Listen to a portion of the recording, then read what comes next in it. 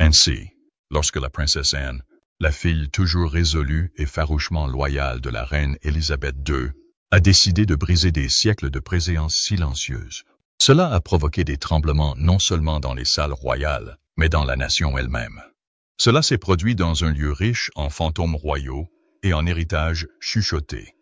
Sandringham House, une résidence imprégnée à la fois de joie des fêtes et de drames politiques. Ce qui était censé être une retraite familiale relativement calme, s'est rapidement transformé en le lieu d'un règlement de compte royal. Sous ces plafonds historiques se trouvaient le roi Charles III, la reine consort Camilla, le prince William, Catherine, la princesse Anne elle-même et, de manière inattendue, le prince Harry et Meghan Markle. Un ensemble digne d'une pièce shakespearienne moderne. Les tensions couvaient tranquillement sous la surface depuis des mois, voire des années. Le public a vu des photographies et des sourires sélectionnés, mais derrière les murs du palais, l'air était rempli de griefs tacites et de conflits non résolus. C'est dans ce lourd silence que la princesse Anne a convoqué une réunion privée qui allait modifier l'avenir de la monarchie britannique. Avec son sang-froid caractéristique, la princesse Anne se tenait devant la famille. Ses paroles, bien que mesurées, portaient la gravité de quelqu'un qui avait servi toute sa vie avec une discipline implacable et une loyauté inébranlable. Elle ne parlait pas seulement en tant que royale, mais en tant que femme qui avait supporté le fardeau du devoir à travers des temps changeants. Et puis elle l'a dit, il était temps de nommer la prochaine princesse royale. Ce titre, rarement discuté en dehors des cercles royaux, a un immense poids historique. Accordé pour la première fois en 1642, il n'est pas héréditaire. Il est accordé par le monarque régnant à sa fille aînée, s'il le juge approprié. Et une fois accordé, il ne peut être réaffecté jusqu'au décès du titulaire actuel. Mais Anne faisait quelque chose de sans précédent. Elle se retirait volontairement, de son vivant, pour faire place à l'avenir. Et le nom qu'elle a prononcé a choqué tout le monde. Princess Charlotte. Nuffance, un enfant, mais pas n'importe lequel. La fille du futur roi, une fille déjà observée par des millions de personnes, qui avait néanmoins réussi à se comporter avec une grâce surprenante, en particulier lors de cérémonies publiques comme les funérailles de la reine Élisabeth, où son attitude posée lui a valu les éloges des critiques les plus sévères. Charlotte, assise tranquillement à côté de sa mère, regardait sa grand-tante avec de grands yeux, et quand Anne eut fini, la jeune princesse aurait souri gentiment, se serait levée de son siège et aurait fait une révérence parfaitement pratiquée, un acte si simple, mais si symboliquement puissant. Elle a compris. À un certain niveau, elle le savait. Et à ce moment-là, la pièce était immobile. Mais tout le monde n'avait pas la même expression. Meghan Markle, assise légèrement à l'écart, semblait visiblement secouée. Les proches de la scène ont décrit ses yeux gonflés et ses lèvres serrées. À un moment donné, elle a été vue en train de se tamponner la joue avec un mouchoir en papier, essayant de garder son calme. Le prince Harry, toujours vigilant, se pencha doucement, posant une main sur son bras, lui offrant un réconfort sans un mot. La question qui préoccupait tout le monde s'est rapidement transformée en mots. Meghan, sur un ton à la fois confus et blessé, a posé la question que personne d'autre n'a osé poser. Pourquoi maintenant? Pourquoi elle? La princesse Anne, qui n'est jamais du genre à mâcher ses mots, a répondu directement. Le titre demande plus que du sang, a-t-elle déclaré. Cela nécessite une proximité avec la couronne, certes, mais aussi une volonté démontrée de défendre la dignité, le service et la résilience qu'elle représente. Ce n'est pas une consolation, c'est un fardeau. Ces paroles pesaient lourd dans l'air. Il n'y avait aucune mention de la sortie turbulente de Meghan des fonctions royales, ni de ses relations tendues avec la presse ou le cabinet. Mais l'implication était limpide. Anne ne punissait pas Meghan. Elle préparait la monarchie. Il s'agissait d'une décision stratégique destinée à ouvrir la voie à une nouvelle ère, à consolider l'avenir de la couronne auprès d'une génération qui n'avait pas encore été touchée par le scandale ou la rébellion. Charlotte n'a pas été choisie seulement en raison de sa lignée, mais aussi en raison de la façon dont elle s'était déjà montrée prometteuse. Et aux yeux d'Anne, cette promesse devait être honorée très tôt, nourrie et protégée. Hors des murs de Sandringham, la décision a déclenché une tempête médiatique. Les gros titres résonnaient avec des expressions telles que « Royal Reboot » et « Shock Title Transfer » laisse Meghan sur la touche. L'opinion publique était divisée. Certains ont salué la démarche d'Anne comme étant visionnaire. D'autres y ont vu un affront à peine voilé contre les Sussex, un rejet final et poli dissimulé dans le protocole royal. Mais pour la princesse Anne, Il ne s'agissait pas de vengeance ou de symbolisme. Il s'agissait de l'institution dans laquelle elle avait servi toute sa vie. Une institution qui, selon elle, devait s'adapter ou périr. Alors qu'est-ce que cela signifie?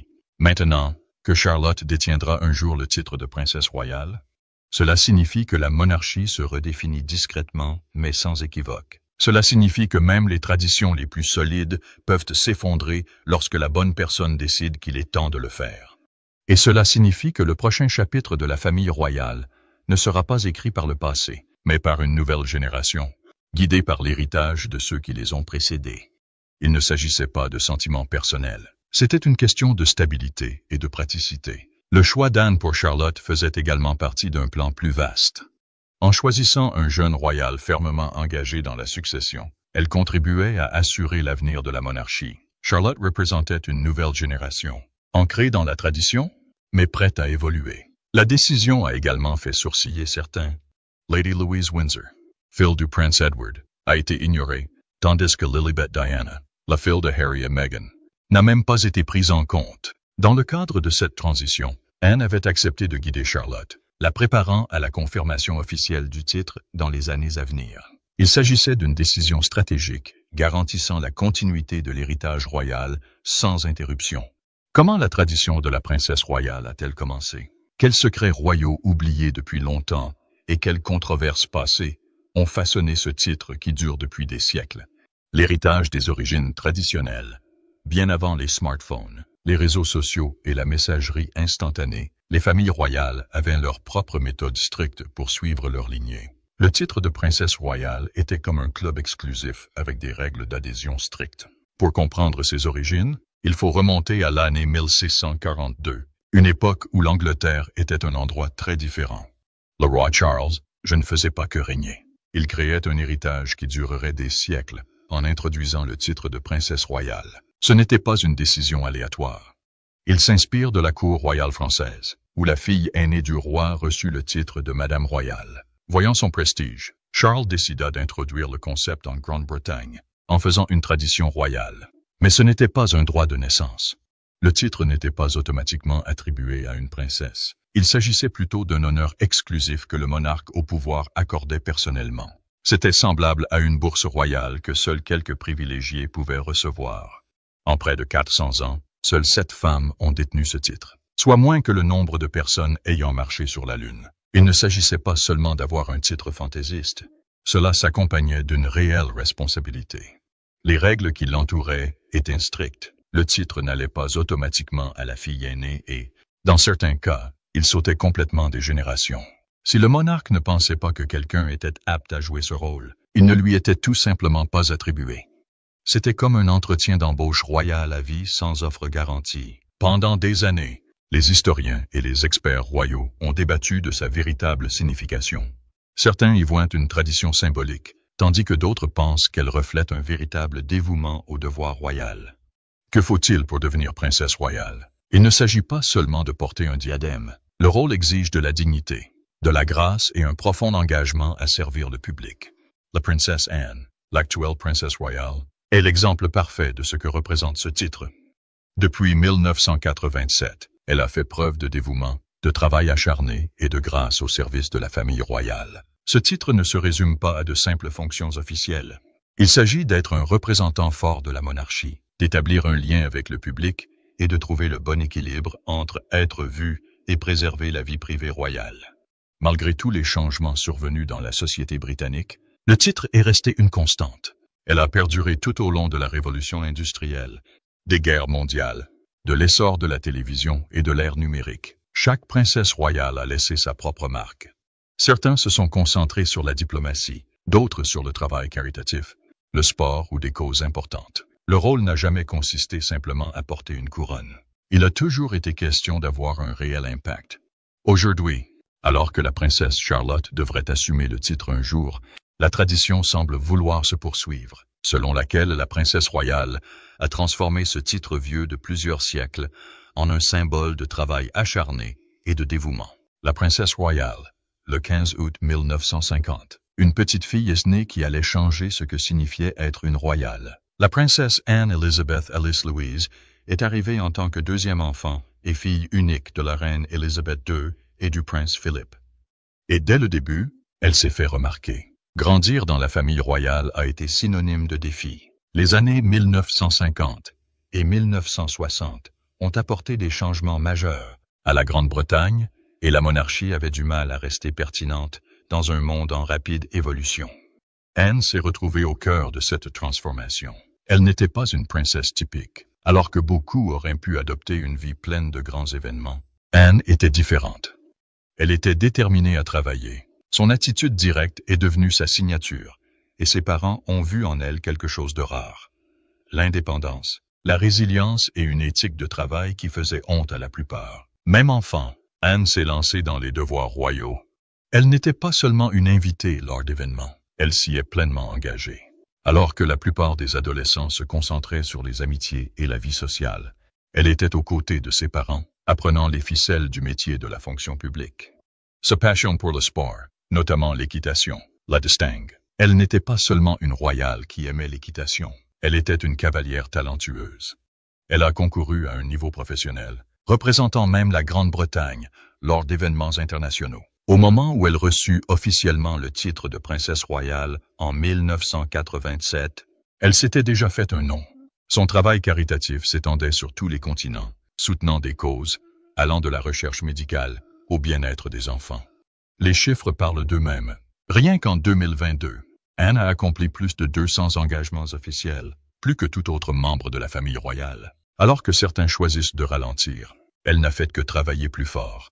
Son approche du service royal était claire et pratique. Pas de discours inutiles, pas de distraction, juste un travail dévoué. Elle est devenue largement respectée pour son efficacité, suscitant l'admiration du personnel militaire, des travailleurs caritatifs et des gens ordinaires. Son rôle au sein de la monarchie en mutation était compliqué. Elle savait qu'il fallait respecter les traditions, mais elle comprenait aussi qu'il fallait s'adapter au temps moderne. Équilibrer les deux n'était pas facile, mais elle y parvenait avec une habileté incroyable.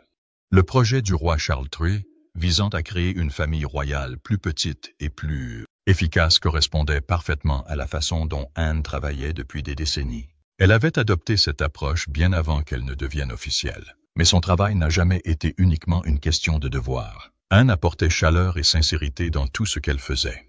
Lorsqu'elle visitait des hôpitaux, des écoles et des bases militaires, ce n'était pas seulement devant les caméras. Elle a noué de véritables liens avec les gens.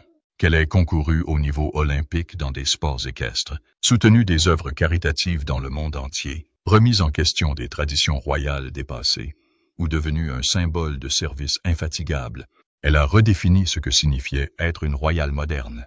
Soyez votre marque de fabrique dans tous vos événements à venir, et puissiez-vous remporter des victoires plus grandes et meilleures. Et nous espérons une médaille d'or aux Jeux olympiques. Mais qui pourrait un jour se mettre à la place d'Anne et perpétuer son incroyable héritage? La fabrication d'une future princesse. Alors que la plupart des filles de 9 ans sont occupées à s'amuser à l'école et dans la cour de récréation, la princesse Charlotte entre tranquillement dans un monde de devoir royal. Son avenir ne se limite pas à porter un diadème. Il s'agit d'apprendre ce que signifie servir. 16 parents, le prince William et Catherine, l'élèvent dans un mélange de tradition et de quotidien. Ils veulent qu'elle comprenne les responsabilités royales tout en gardant les pieds sur terre. Leur objectif est simple. Apprenez à Charlotte à être à la fois une princesse et une personne. La princesse Anne l'a remarqué. Elle a vu quelque chose de spécial chez sa jeune petite nièce. Pas seulement du charme, mais aussi de l'intelligence, de la curiosité et une rare capacité à lire une pièce. Lors des funérailles de la reine Élisabeth, le sang-froid de Charlotte s'est démarqué. Alors que d'autres enfants auraient pu être dépassés, elle a calmement expliqué l'importance de la couronne monarque à son frère George. Ce fut un moment calme, mais il révéla une profondeur de compréhension au-delà de son âge. William et Catherine ont pensé à son éducation. Leur maison n'est pas qu'un palais, c'est un lieu d'apprentissage. Les après-midi sont remplis de pâtisseries, de jardinage et d'aventures en plein air. Ce ne sont pas que des passe-temps, ce sont des leçons de créativité, de responsabilité et de connexion. L'éducation de Charlotte va au-delà de l'école. Elle apprend à redonner à la communauté grâce à des expériences pratiques, comme participer à des collectes de nourriture locale. Ses parents veulent qu'elle comprenne que les privilèges s'accompagnent de responsabilités. Ses apparitions publiques racontent aussi une histoire. Lors d'événements comme Trooping the Colour, elle fait bien plus que saluer. Elle communique. Sa confiance et sa compréhension des traditions royales suggèrent qu'elle absorbe des leçons que la plupart des adultes auraient du mal à maîtriser. Dans les coulisses, elle reçoit des conseils particuliers. La princesse Anne elle-même encadre Charlotte, lui apprenant l'art de la conversation, comment interagir avec les gens et même comment terminer une conversation avec grâce. Les observateurs ont souligné les similitudes entre Charlotte et Anne, non seulement en termes d'apparence, mais aussi de personnalité. Elle a une franchise, un esprit vif et une confiance tranquille qui rappellent à beaucoup sa grand-tante. La famille royale évolue. La vision du roi Charles III d'une monarchie plus petite et plus efficace signifie moins de membres de la famille royale en activité, mais des rôles plus forts et plus significatifs. Charlotte représente ce changement. La substance plutôt que le spectacle. La qualité plutôt que la quantité. Son avenir ne consiste pas seulement à être une princesse. Il s'agit de devenir un leader, un communicateur et un élément clé d'une institution qui continue d'évoluer. Elle apprend à équilibrer la tradition avec le monde moderne. William et Catherine n'élèvent pas seulement une famille royale. Ils façonnent un futur leader qui comprend que le véritable service compte plus que le statut. Qui d'autre pourrait attendre tranquillement une chance de passer sous les projecteurs royaux? D'autres jeunes membres de la famille royale pourraient-ils se démarquer? Lady Louise Windsor est restée à l'écart des projecteurs. Mais cela ne veut pas dire qu'elle n'est pas une concurrente sérieuse. En tant que fille du prince Edward et de Sophie, elle ne correspond pas à l'image glamour et hollywoodienne d'une princesse royale. Elle se porte avec une élégance discrète et présente une ressemblance frappante avec sa grand-mère, la reine Elizabeth II. Les chevaux sont plus qu'un simple passe-temps pour Louise. Ils font partie de l'histoire de sa famille.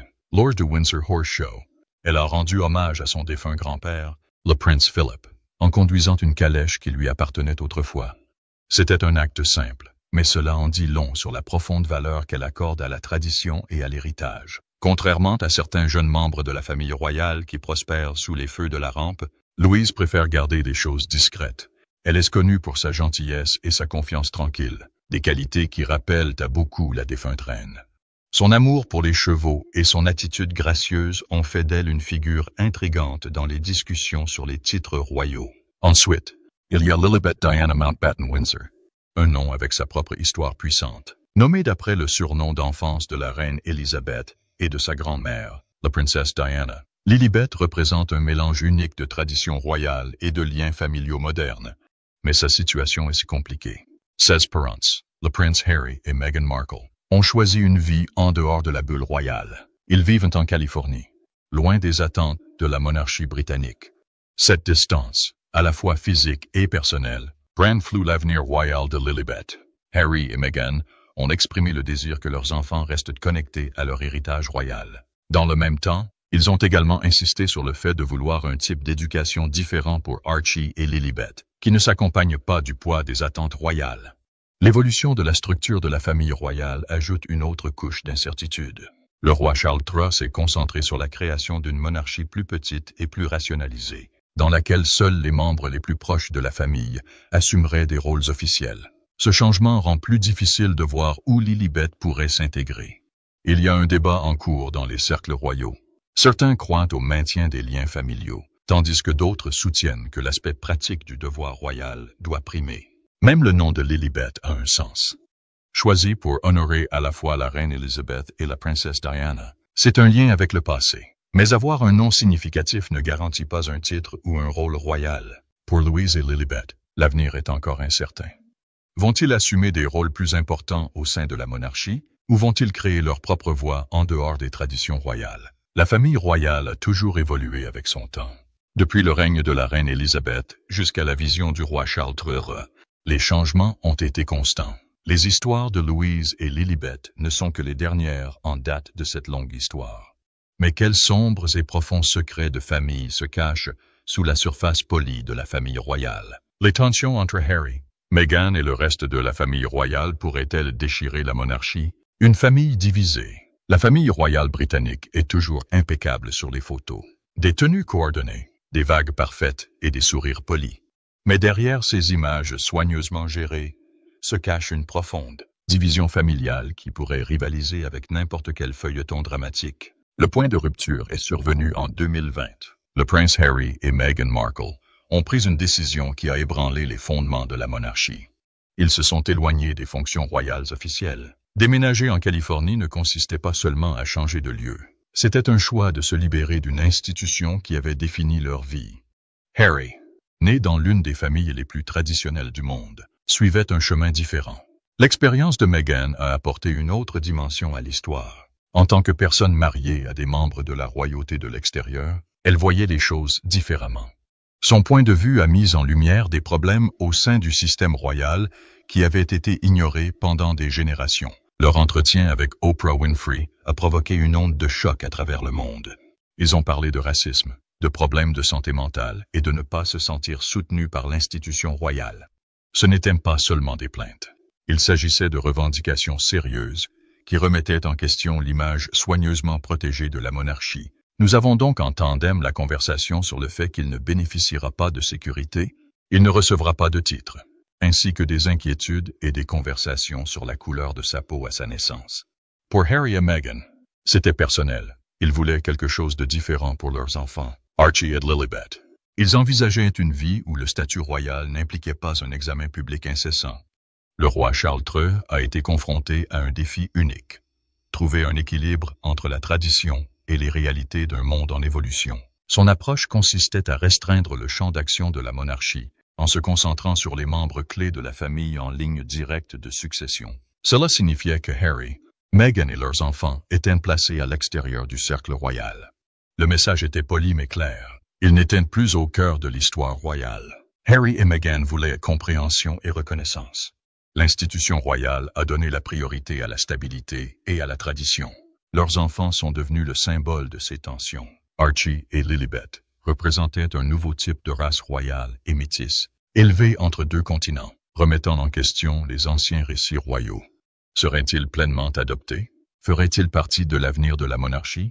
La communication entre les deux parties s'est effondrée. Au lieu de conversations privées, il y a eu des déclarations publiques, des interviews avec les médias et des batailles juridiques. Chaque camp s'est senti incompris, et chaque camp a estimé qu'il avait raison. La réponse de la famille royale fut stratégique. Restez calme, dites peu et protégez l'institution. Mais le silence peut en dire long. Et pour Harry et Meghan, ce silence ressemblait à un rejet. Ils ont avancé dans leur propre travail. Ils ont créé des œuvres caritatives, conclu des accords avec les médias et travaillé à façonner leur propre histoire.